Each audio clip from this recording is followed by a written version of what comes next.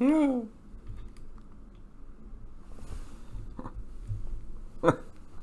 Sorry, everybody. I didn't realize my camera was pointing all the way up like that. All right. So, welcome to today's daily devotional on Friday, June the 19th. I appreciate everybody being with us this evening. So, I am going to limit myself to 10 minutes this evening. I'm going to try to do my best to do that the way I'm supposed to. So, I mentioned yesterday that we were going to cover a little bit of a I guess a happier tone, I guess you could say, of some of the things that we've been discussing. And this is one that I wanted to bring up because it certainly does make you feel good in understanding certain aspects of things. And so there is a point that I want to make about this particular article. This was published 2 days ago. Tennessee deputy thanks two black women for buying him breakfast at Cracker Barrel. Black lives matter, but so does yours. And so I want to notice a couple things about this article and bring out a point. A Middle Tennessee deputy is thanking two women who paid for his breakfast Tuesday morning, and the note they left is making an impression. Sumner County Patrol Deputy Jody McDowell said only a few minutes after receiving his meal at Cracker Barrel, his waitress said, "I was told to give this to you," and handed over a note. The note reads, "BLM, Black Lives Matter, but so does yours. Thank you for your service. Breakfast paid." So this is a picture of the officer. Here's the note that was left. And so he posted, he took a picture of it and he posted it on social media, I guess. "I want to thank the two sweet black ladies who paid for my breakfast this morning. While waiting for a transport to be completed, I decided to have breakfast at a Cracker Barrel near the Nashville airport. I received this note from them." McDowell said two African-American women who were sitting in the dining area got up to leave but wanted to stop over at his table and thanked him for his service before they headed back to Baltimore. He doesn't know the women's names, but told them he appreciated the kind gesture. Obviously, it's one of those feel-good type of articles, and that's great. Obviously, a situation like that is, especially at this current time with the things going on, it certainly, as a citizen, it makes you feel good. So there's a couple applications. Well, there's one main application I want to bring out for this. One is that, and the main one is that no matter how bad things may seem, no matter how difficult a time our society might be going through, there's always good people out there. Even though sometimes they may seem to be drowned out by the vitriol and the anger that we're hearing and seeing in the news and in the social media, the fact is that there are good people out there who still do acknowledge and appreciate the efforts of others, no matter what their skin color is, to take care of each other. And these, sometimes we call these random acts of kindness. Obviously, this one I wouldn't necessarily call it a random act of kindness. There was a specific point to it. This was a police officer. It was obvious. He was I guess he must have been wearing his uniform. He was a white officer, and these two black ladies paid for his lunch, or his breakfast, I should say. And they thanked him for his service. And I think that's awesome. That is great. But the fact that we're talking about it, especially given the situation that we have in our country right now, that not only does it make us feel good as citizens, but it also gives us hope for as Christians to understand that there are good. And again, I don't know about their this white police officer or these two sweet black ladies. I don't know what their background is. I don't know what their religious convictions are or anything like that. But the fact that they had the state of mind to do that, and then for this white officer to take a picture, post it, and thank them for it. I mean, there's still good people out there, and that helps us, first of all, on two fronts. One is to understand that no matter how tempting it may be to see things that are happening in our country, in our society, in our communities, whatever, to think that good people are kind of a dying breed.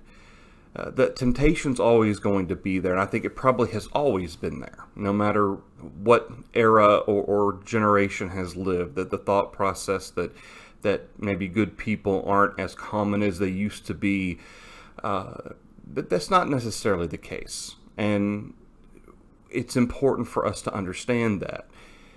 But the kind of one of the main applications I wanted to bring out is that, first of all, as Christians, we should be mindful of the fact that there are people like this out there, and we need to be able to recognize them and be able to, hopefully, when we find somebody who is willing to actually listen and be able to sit and talk about the truth, to be able to reach out to them and talk to them about it. People who are reasonable, people who are able to think before they act, who think before they speak. People who are searching, obviously, would be something that would be, that we would be looking for. People who are searching for the truth. But obviously, people who are angry and people who have hatred need to hear the gospel as well, obviously. And I'm not saying that they don't. But my point is that when we encounter opportunities like that, like, for instance, when you have individuals who seem to be, very sweet, very kind, what a great opportunity, if we happen to have known those two ladies or even this police officer, to have a chance to talk to them or whatnot. But think about this also. What if those two sweet black ladies are Christians? Okay, what if they're members of the church that belongs to Christ? I don't know if they are or not. I know there are a lot of churches of Christ in Tennessee, but what if they are?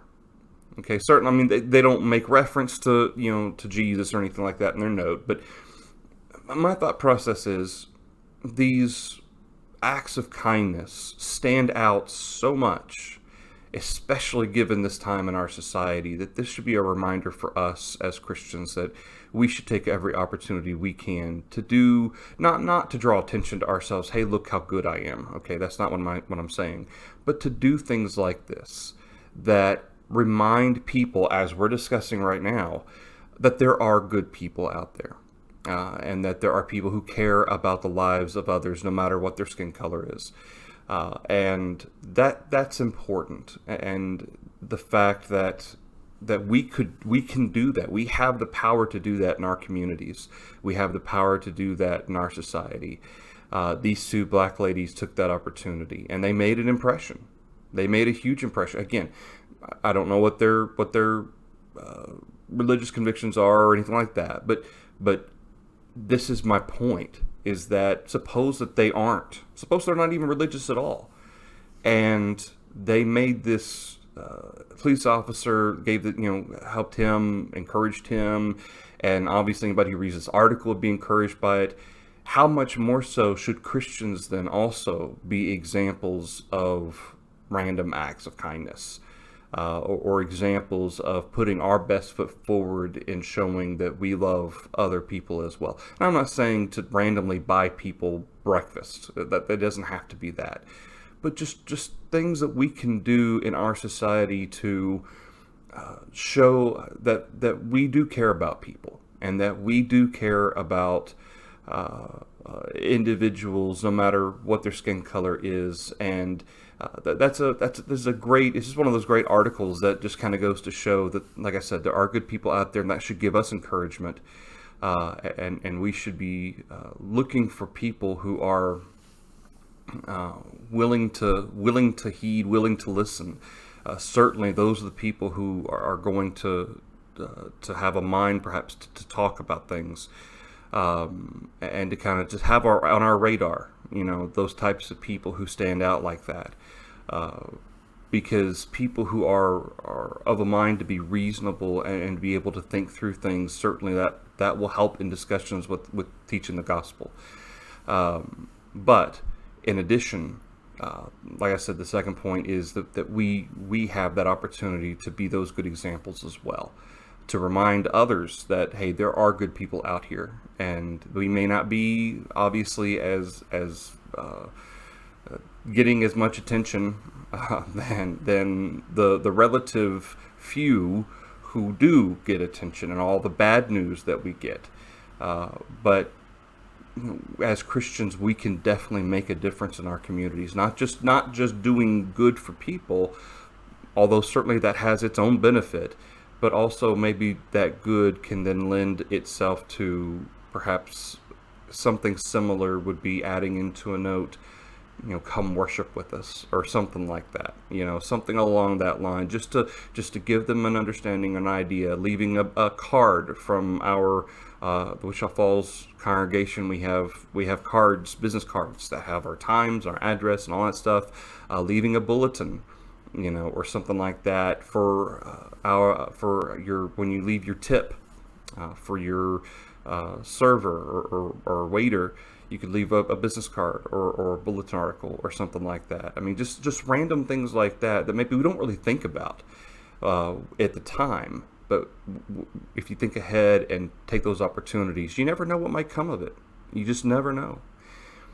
All right, so that's the daily devotion for you today, everybody. I hope this is something that hopefully is a one of those things that kind of makes you feel good. Certainly, I think that's a good thing to have right now, to remind us that there are good people out there that are nice and sweet, and that everyone needs to hear the gospel, but especially people of those types of a mind and attitude might be more open to hearing the gospel than others.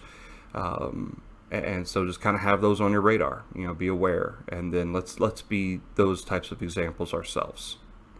Never know what kind of impact it might have, especially spiritually. All right, everybody, thank you for joining us this evening. We will not have a live stream tomorrow on Saturday, as has been the case the last couple of weeks. But Sunday morning at 10 a.m. for our members, there will be a member-only live stream for our live service for 10 a.m. at the church building, and then at 1 p.m. I'll have the public live stream, the Facebook and YouTube, for our Bible study in 1 Timothy chapter 2, as well as a sermon and our hymns Sunday at 1 p.m. That's Central Time. All right. Thank you, everybody. Y'all have a good night, and y'all have a good weekend. And Lord willing, we'll see you on Sunday.